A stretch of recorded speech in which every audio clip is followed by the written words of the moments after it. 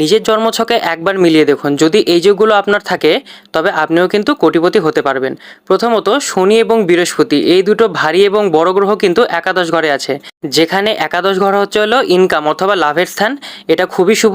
শনি এখানে লগ্নপতি হয়ে একাদশে বসেছে এবং শনি কিন্তু শুক্রেরও রাশি মালিক, কারণ শুক্র হচ্ছে হলো নবমপতি, অর্থাৎ লগ্ন এবং ভাগ্য দুটোরই এনার্জি কিন্তু একাদশ ঘরে আছে, যেটা কিনা খুবই গুরুত্বপূর্ণ এবং খুবই শুভ। এবার দেখে নিব দ্বিতীয় ঘরকে, কারণ দ্বিতীয় ঘর হচ্ছে হলো ইনকাম সোর্স। এবার দ্বিতীয় ঘরের মালিক যে বৃহস্পতিও কিন্তু একাদশ ঘরেই বসেছে, এটাও কিন্তু খুবই শুভ। তার সাথে এখানে আমরা আরেকটি গুরুত্বপূর্ণ বিষয় দেখব, সেটা হচ্ছে হলো পঞ্চমপতি বুধ এবং দশমপতি হচ্ছে হলো মঙ্গল। মঙ্গল এবং বুধের মধ্যে কিন্তু রাশি পরিবর্তন আছে, কারণ পঞ্চমপতি গেছে দশম স্থানে এবং দশমপতি গেছে পঞ্চম স্থানে।